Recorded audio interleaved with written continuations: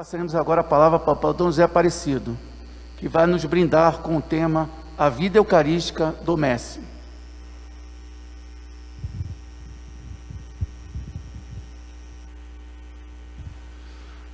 Bom dia a todos os aqui presentes, Dom Marconi, Padre Paulinho, Elcio e todos os irmãos que servem a nossa Igreja de Brasília com esse tão delicioso ministério extraordinário da Eucaristia.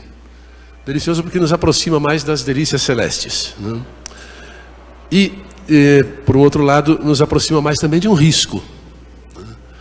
Se temos as coisas santas nas nossas mãos, com muita frequência, isso nos será cobrado. A quem muito foi dado, muito será pedido. Eu gostaria de ler um pequeno trecho do Evangelho de São João, que é muito bonito. O capítulo 6 fala do pão da vida. Jesus se identifica com o pão da vida. Isso não vou ler agora porque seria longo. Depois ele fala que a sua carne é comida e o seu sangue é verdadeira bebida. E quando os que o seguiam ouviram essas palavras, desde então muitos dos seus discípulos retiraram-se e já não andavam com ele. Eles não acreditaram.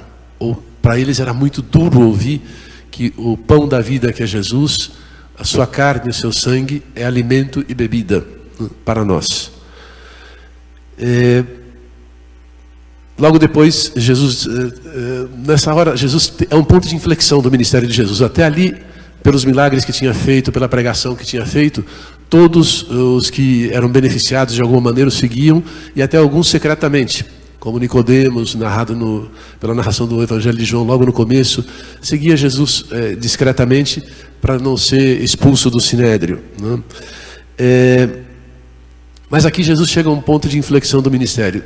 Ele ficou só com os 12 e mesmo assim vira para os 12 e diz o seguinte: também vós quereis retirar-vos? Ou seja, se nem vocês quiserem seguir essa palavra que eu digo, podem ir embora. Jesus não teve medo de ficar sozinho. E por quê? Porque se tratava do ponto fundamental da sua missão, que era se oferecer ao Pai pela salvação do mundo como alimento e bebida de salvação. São Pedro, que sempre toma a palavra na frente, né? Respondeu-lhe: Senhor, para quem havemos nós de ir? Tu tens palavras de vida eterna. Nós acreditamos e sabemos que tu és o Santo de Deus. E Jesus replicou: não fui eu que vos escolhi a vós 12? Contudo, um de vós é um demônio. Falava de Judas, filho de Simão Iscariotes, porque era o que o havia de entregar. Então, mesmo dentre os 12, um deles ainda caiu fora. Entregou Jesus por 30 moedas, que era um preço de traição muito baixo para a grandeza do valor de Cristo, né? Ele pagou o preço do nosso resgate. Cada pessoa, cada homem, cada mulher que veio a esse mundo tem o seu resgate do pecado e da morte pago inteiramente pelo sangue de Cristo derramado na cruz. Então isso é muito importante, por isso é muito importante que, ao falar da vida eucarística dos Messi, nós tenhamos consciência de que é um ponto de inflexão na nossa vida espiritual, ou seja, de decisão resoluta por seguir a Cristo ou não.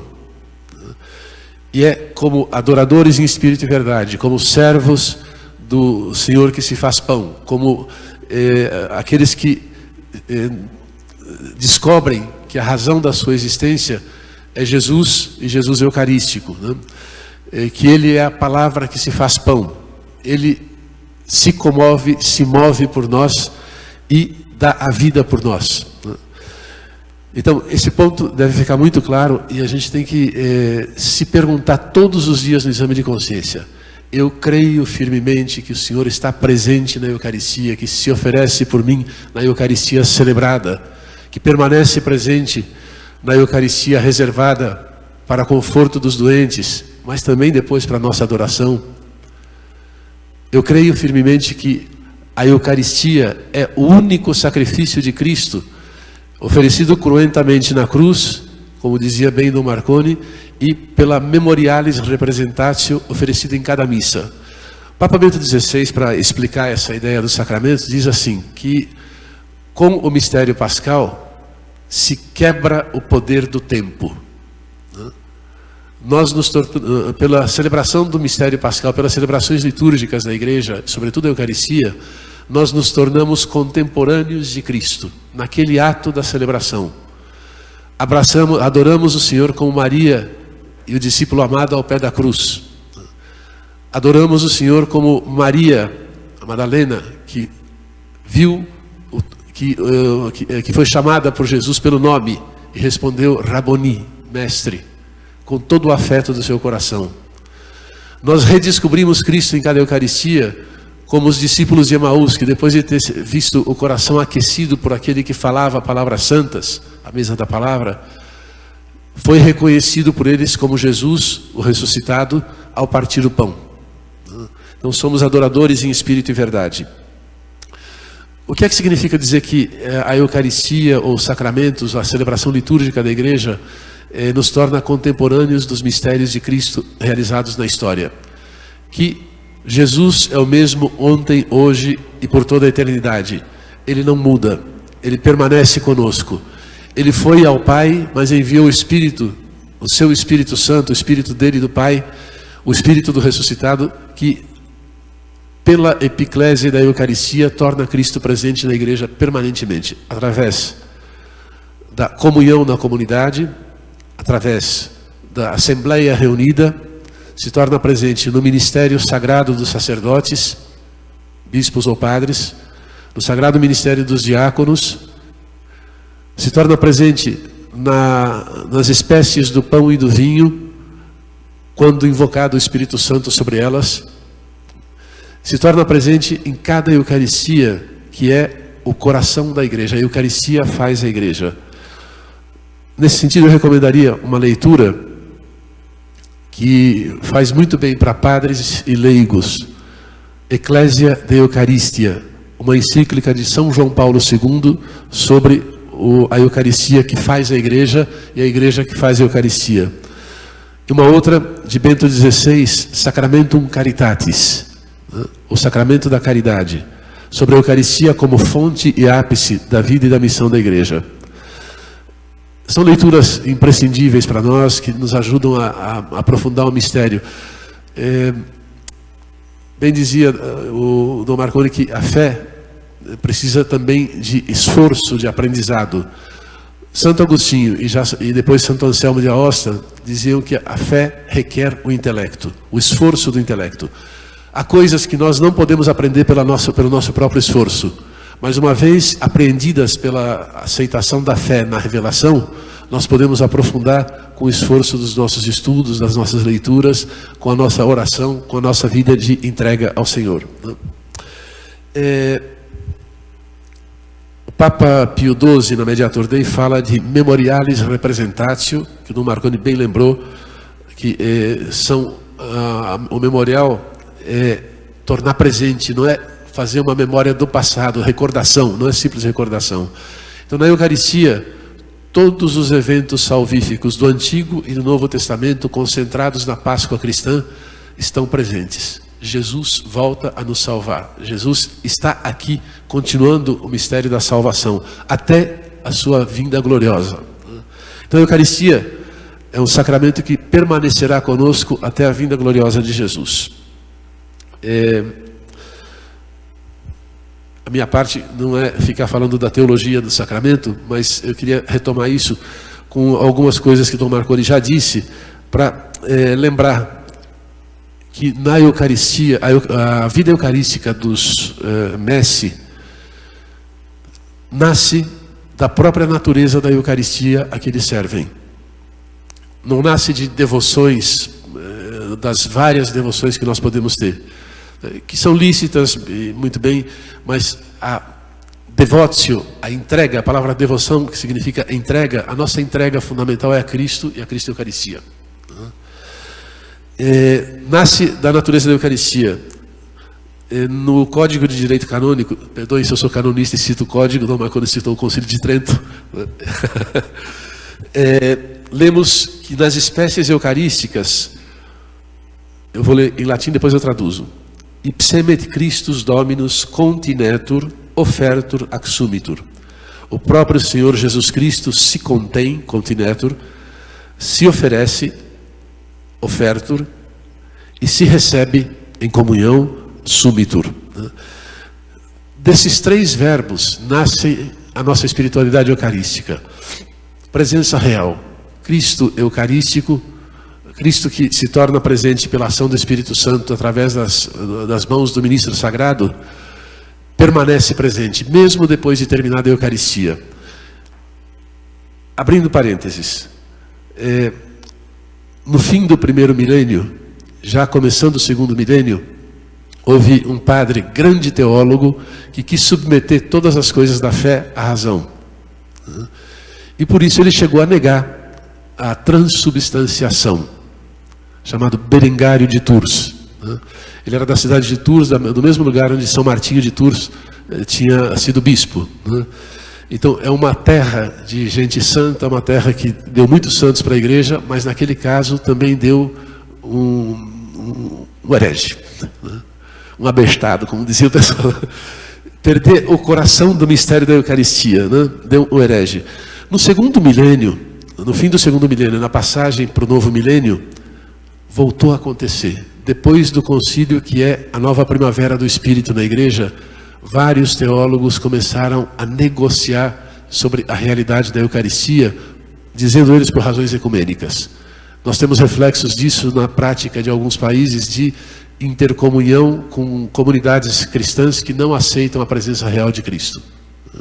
Então nós não podemos acolher essa prática, porque seria como aceitar que o que dizem sobre a Eucaristia, que é só um símbolo da presença de Jesus, substitui aquilo que nós dizemos que é Cristo presente, no seu sacrifício, no seu corpo, sangue, alma e divindade, e portanto que Ele é o pão da vida. Nós comemos podemos comer da sua carne, podemos beber do seu sangue.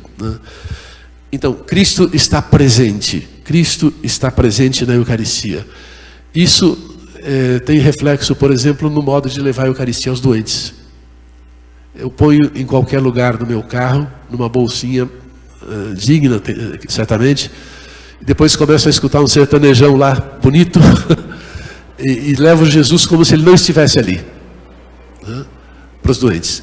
Se eu creio firmemente que Jesus está presente em cada Eucaristia celebrada, mas está presente na hóstia consagrada, o meu modo de levar Jesus comigo para os doentes é um modo adorante, orante. Jesus caminha comigo, como estava com os discípulos de Emaús, de modo, vamos dizer assim, acidentalmente invisível, mas real na substância. Jesus caminha comigo, como caminhou com os discípulos de Emaús. Então eu preciso descobrir meios para que essa companhia do amor de Jesus na minha vida se torne viva, vibrante, real na minha vida espiritual. Eu ter alguns recursos, por exemplo, coisas simples como a gente aprendia quando era criança a fazer orações ejaculatórias, que são o quê? Frases repetitivas como flechas que vão ao coração de Deus. Jesus, eu te adoro. Jesus, caminha comigo. Senhor, que eu veja. São frases que podem ser tiradas do Evangelho, criadas por nós.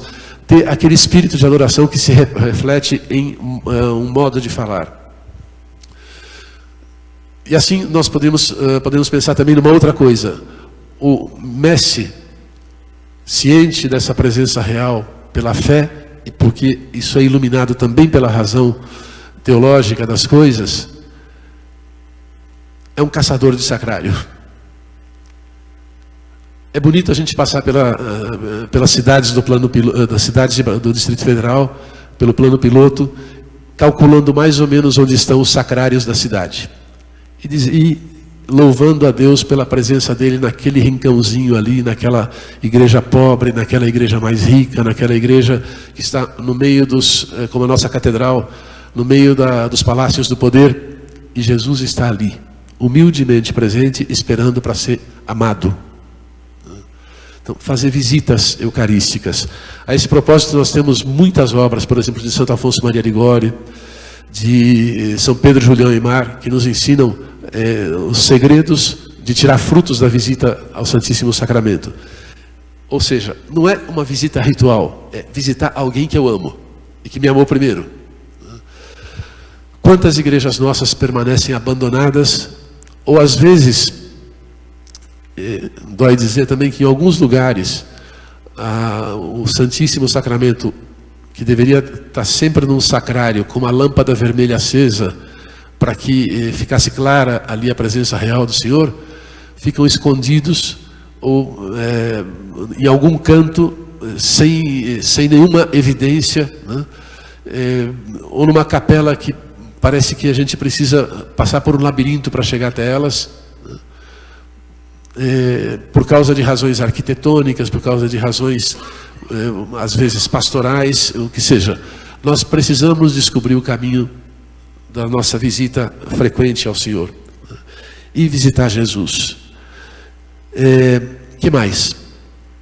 A igreja, ciente da presença real, e depois de 1000 anos, só depois de 1000 anos de história, é que houve a primeira negação da presença real de Cristo na Eucaristia.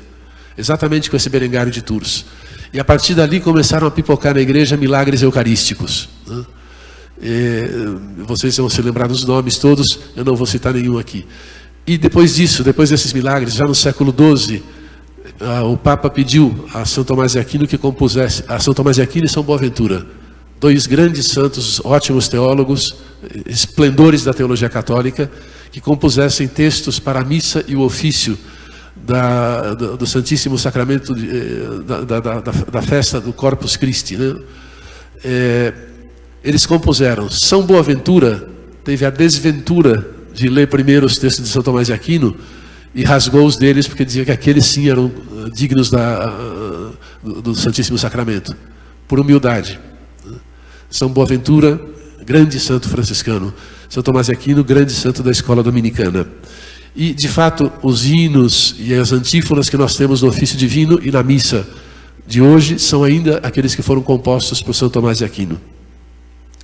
Então, temos a liturgia da igreja para adorar o Senhor. Aqui eu gostaria de falar sobre alguns abusos que acontecem, inclusive na nossa arquidiocese.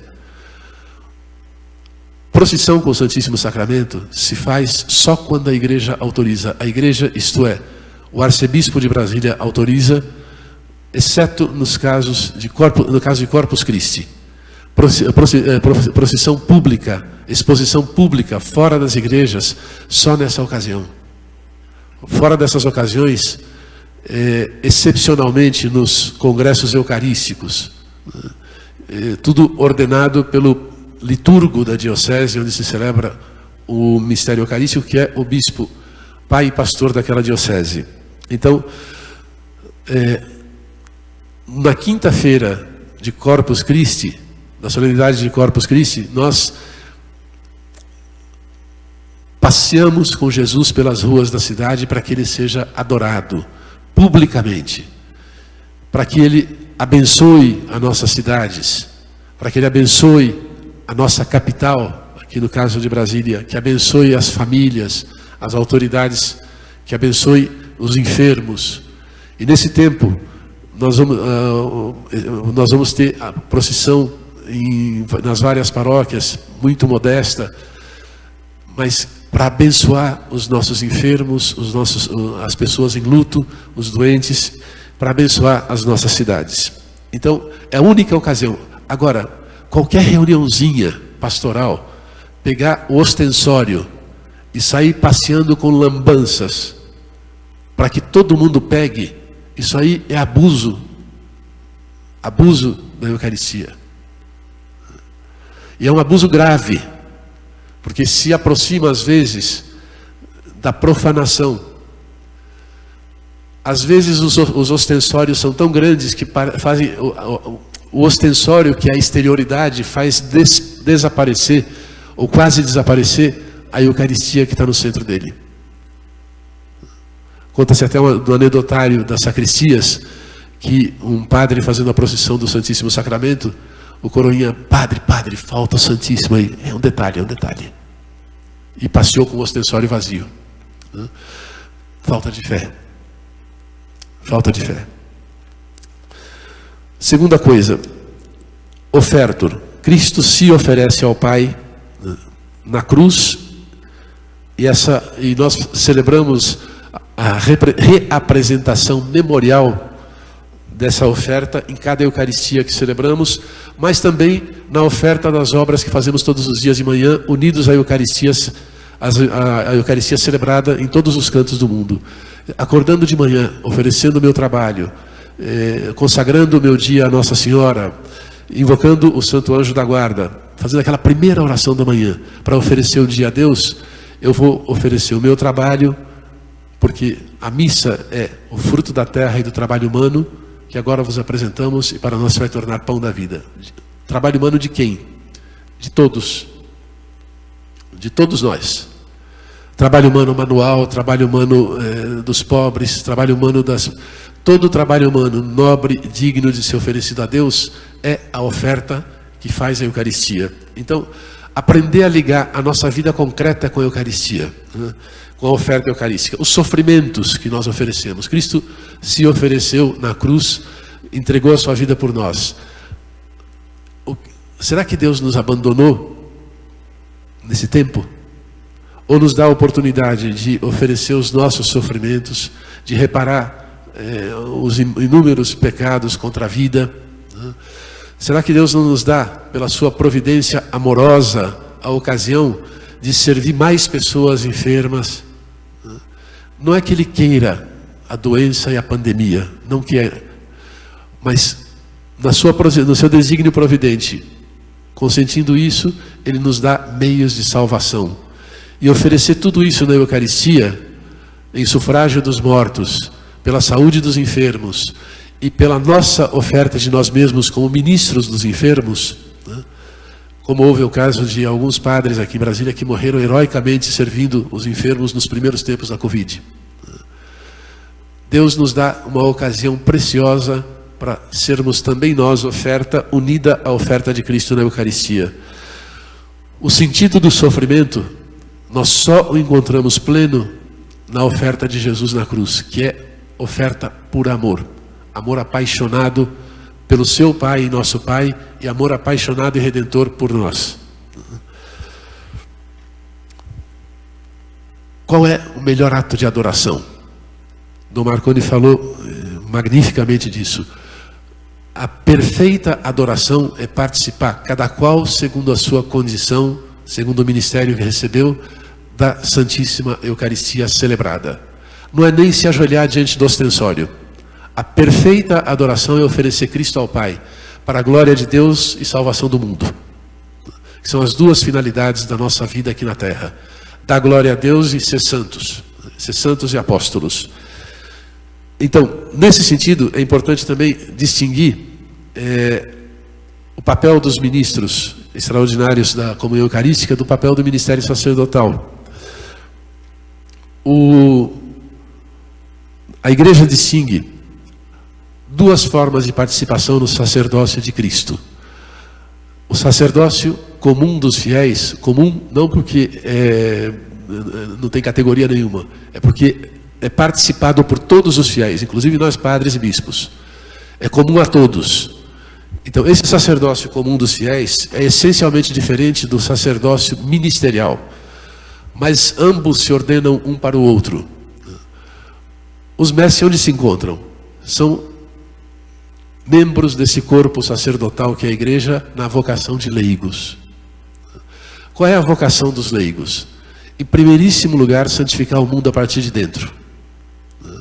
Com o testemunho de santificação pelo serviço eucarístico que vocês prestam às nossas comunidades, aos doentes, às nossas liturgias, esse serviço eucarístico não pode estar separado da primeiríssima vocação que é se santificar na vida de família, na vida de trabalho, na vida profissional, nos estudos, nas relações sociais, enfim, no esforço para que o mundo seja mais justo e fraterno, para que a pobreza seja diminuída, para que ao alimentarmos as pessoas com o pão da vida, não nos esqueçamos que somos a mão providente de Deus para alimentar os pobres. Então é muito importante que nós nos lembremos disso, que a vocação dos messi é, antes de tudo, de santificar o mundo a partir de dentro. O Concílio Vaticano II fala de dois aspectos da mesma vocação à santidade. Primeiro, pelo batismo e pela confirmação, somos perfeitamente incorporados a Cristo, sacerdote, profeta e rei, e somos chamados a ser santos como é santo o nosso Pai Celeste. E pelo mesmo batismo nós participamos da missão da igreja, que é chamada propriamente apostolado, quer dizer, a missão de apóstolos, anunciar o evangelho a toda criatura. Então aquele mandato não é só para os padres e bispos, e a gente não precisa de licença de padres e bispos para anunciar o evangelho nas várias realidades temporais, no mundo onde eu vivo. Nós precisamos estar em comunhão com a igreja, mas o mandato eu recebi pelo batismo e pela confirmação do próprio Cristo. Anunciar qual é o evangelho? Aquele que nós recebemos da igreja, a mesma fé que nós sinceramente professamos e que é a razão da nossa alegria em Cristo. Por isso é muito importante estar em comunhão com os ministros ordenados, especialmente com o nosso arcebispo. Então, quanto tempo, Padre Paulinho? Quanto tempo ainda tenho? 15 minutos. Bom, eu vou tentar ser breve. É importante colocar essa circunstância, porque a gente tem que... uma outra característica da vocação dos messi é uma humildade acompanhada de um santo orgulho. Humildade de saber que nós não somos uma categoria especial na igreja. Não existe, nem os padres, nem os bispos, nem o Papa são uma categoria especial na igreja. Nós somos todos irmãos. Se nós quisermos dizer categoria especial, como aquele que serve mais e serve como um tapete, sim, o Papa e os bispos são os primeiros a se oferecer como um tapete para que o povo de Deus caminhe sereno pelas estradas da história rumo ao céu. Nós não somos senhores, somos servos. Então, nesse sentido, nós podemos dizer que os messi têm um santo orgulho de ser mais servos do que os outros, mais servidores. Eu ficava muito triste quando eu era mais jovenzinho, estava nos primeiros anos de padre, naquelas campanhas eleitorais, ex-cursilista, ex-ministro da Eucaristia, tudo ex. Para fazer o quê? Campanha política. Isso não é currículo para a sociedade civil, isso é currículo para o céu.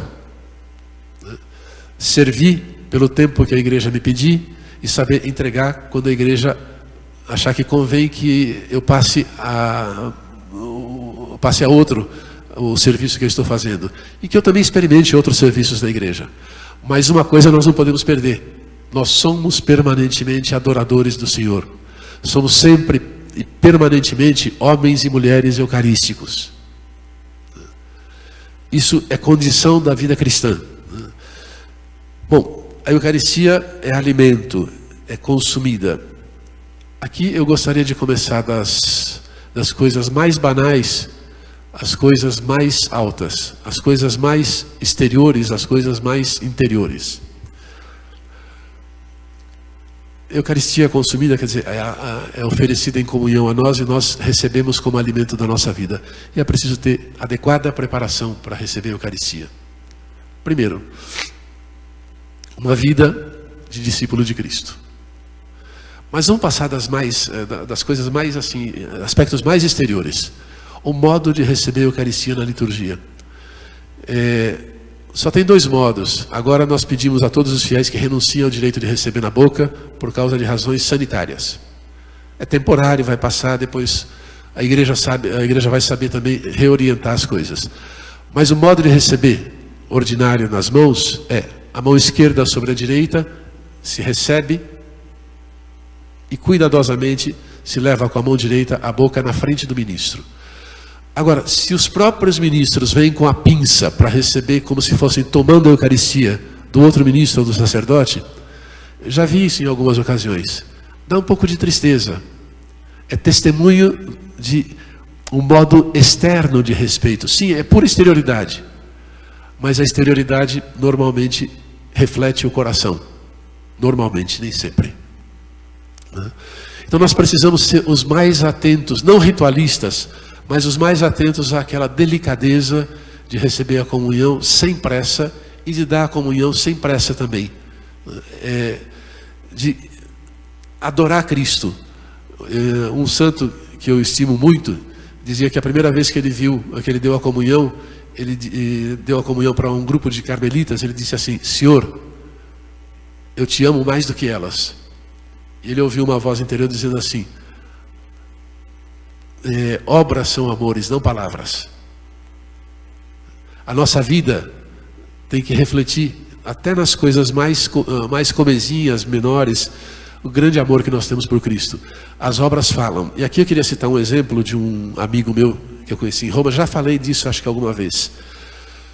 Frequentemente, quando há reuniões ecumênicas, os delegados fraternos de outras comunidades eclesiais não católicas são hospedados nas casas do clero de Roma. E um pastor de uma determinada igreja, que foi convidado, grande teólogo, tinha sérias dúvidas sobre o que os católicos falavam sobre a presença real da Eucaristia, embora acreditasse que Jesus estava presente vamos dizer assim, de maneira finalizada a recepção do fiel. Mas acabou ali, acabou tudo. Então é a chamada transfinalização. Ele era de uma comunidade da igreja anglicana alta, que são muito próximos da igreja católica. E ele viu um padre, um monsenhor da Cúria Romana, muito vestido, muito empertigadinho, vestido com colete, muito colarinho duplo, muito elegante, pregando com um tom magistral. Ele era professor de teologia também, muito douto sobre a presença real. Era tanto douto esse homem, que o pastor falou assim: mas será que ele acredita mesmo nesse negócio? E o que foi acontecendo? À noite ele foi para casa, perplexo ainda, por tudo aquilo que ele tinha ouvido naquela pregação, naquela palestra, que era para partilhar as doutrinas das várias comunidades eclesiais. E depois do jantar ele foi para a capela, que estava escura só com o lusco-fusco da lamparina do Santíssimo, do sacrário. Ele foi lá para o fundo num canto e ficou olhando para aquilo. Falou: será que ele acredita? Será que ele acredita? E para surpresa, depois quem entra lá?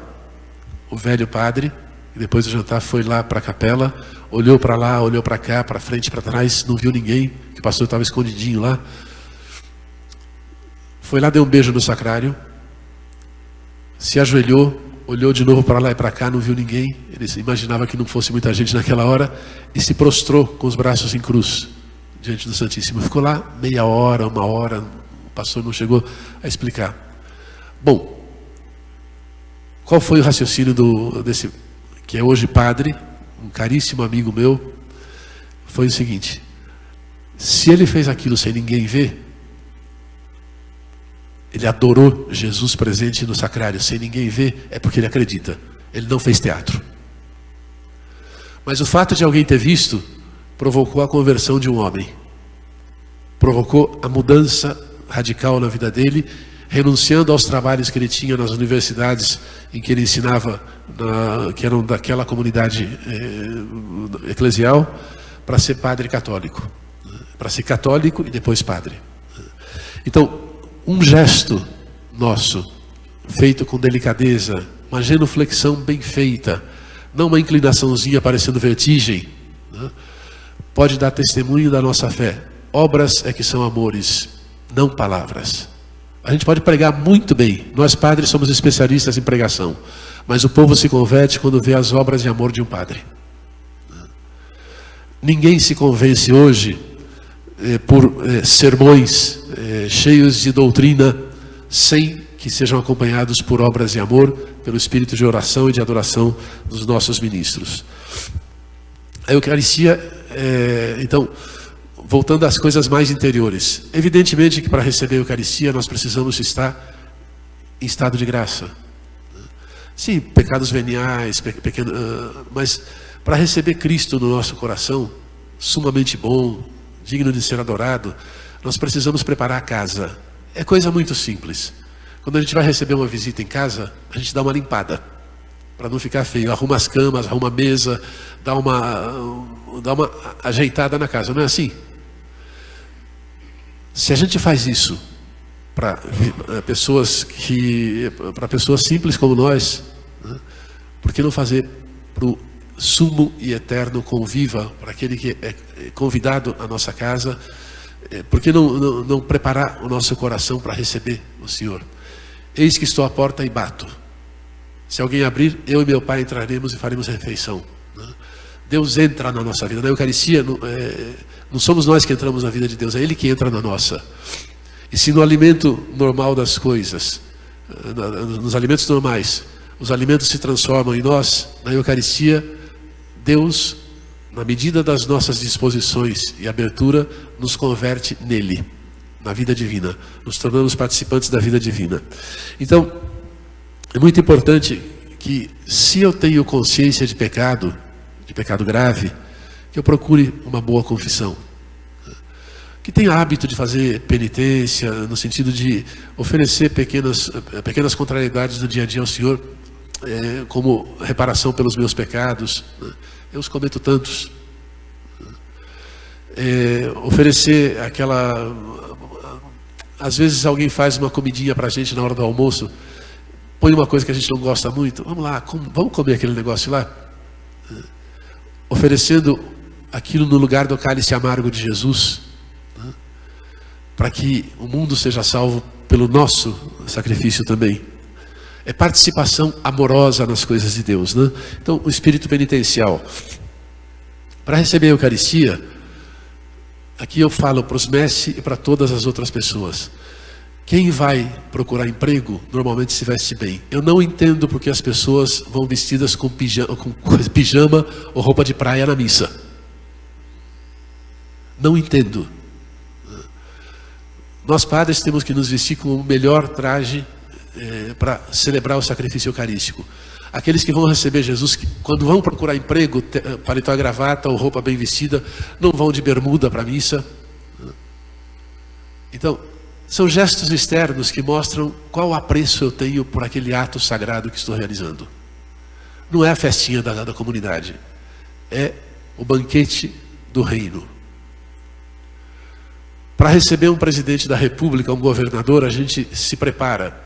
Para receber o Senhor do mundo e da história, a gente vai de qualquer jeito. Tenha paciência.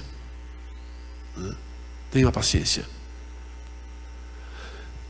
Então nós mestres, que lidamos diretamente com a Eucaristia, os mestres, os padres, os bispos, os diáconos, temos que ser o primeiro a saber nos apresentar como quem crê que estamos servindo o Senhor do universo, o Senhor da história, aquele que nos dá a salvação, muito mais importante do que outras pessoas que têm o nome da missão de Jesus. Muito mais importante do que qualquer governador, do que qualquer político, do que qualquer emprego que a gente possa ter. Para ele, o melhor.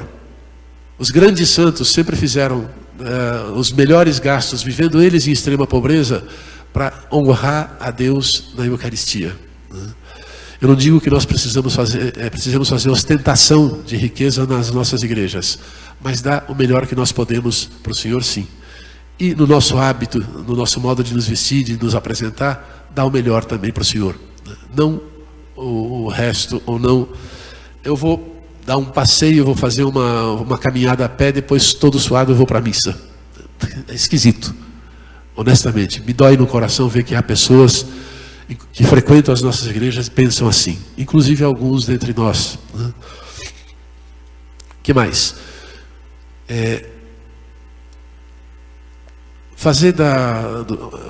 Nós temos alguns livrinhos e folhetos que trazem textos da liturgia. De vez em quando pegar e fazer oração com aquilo lá, meditar sobre a oração eucarística, ver como é bonito tudo aquilo. Sobre os prefácios da missa. Amanhã é o prefácio da Santíssima Trindade, muito bonito, difícil.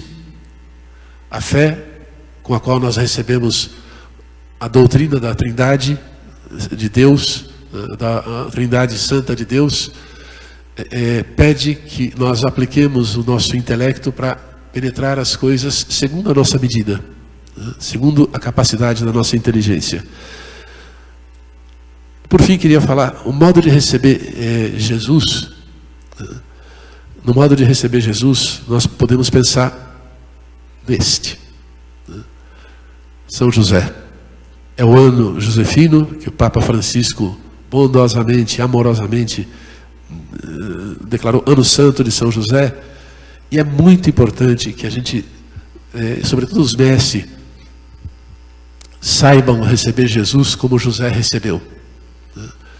José teve um papel extraordinário, extraordinariamente silencioso na história da salvação, mas extraordinário, como é extraordinário o ministério dos mestres.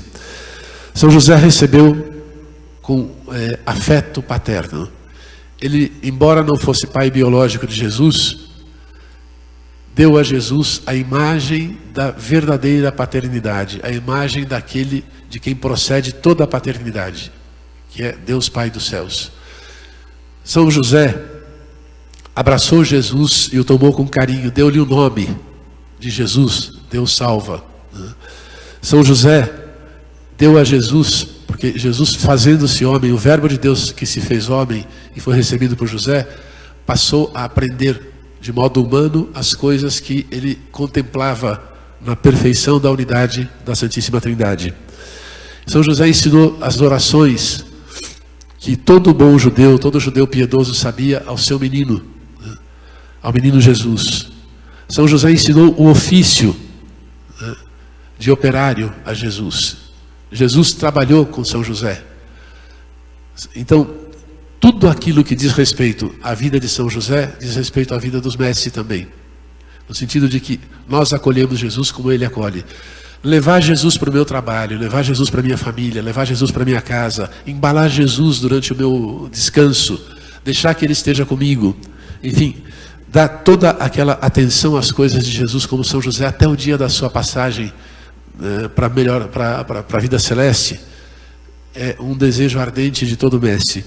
As mulheres, vejam Nossa Senhora, com qual carinho ela recebeu Jesus. Então, não é suficiente o afeto humano para receber bem a Jesus, mas nós precisamos consagrar o nosso afeto humano na fé e no amor sobrenatural, na caridade, que é o outro nome do Espírito Santo, o amor do Pai e do Filho. Nós precisamos acolher Jesus e saber que Ele, se for bem acolhido, faz definitiva morada com o Pai e o Espírito Santo em nós.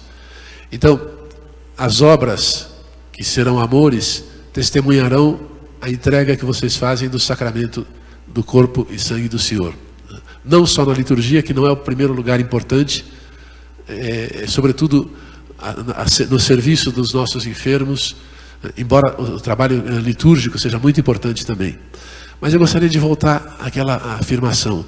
Todos nós somos um povo sacerdotal, participamos do sacerdócio de Cristo e nos oferecemos ao Pai.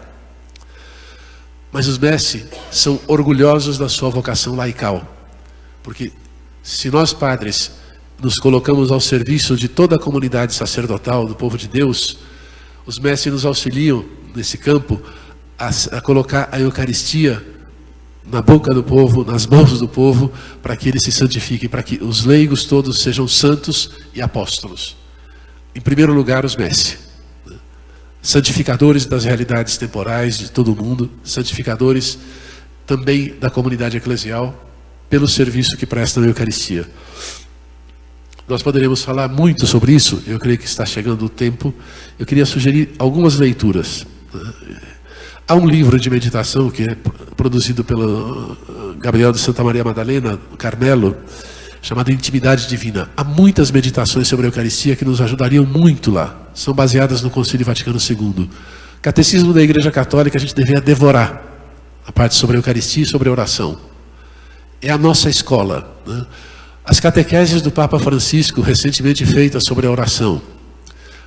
Antecedentemente, as catequeses de São João Paulo II e de Bento XVI sobre temas de oração.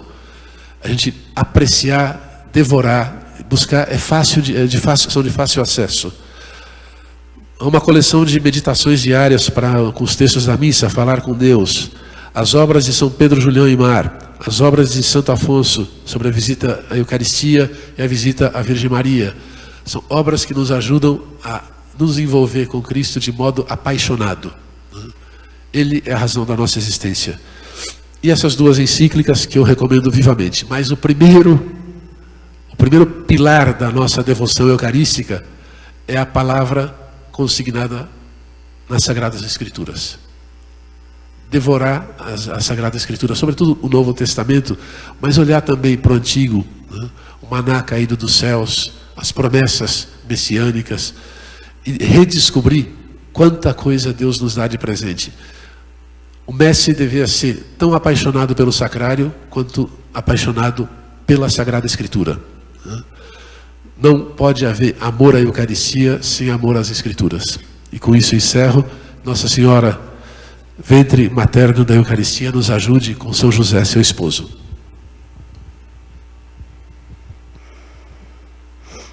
Obrigado, Dom José Aparecido, pela sua palestra, a vida eucarística do Messi.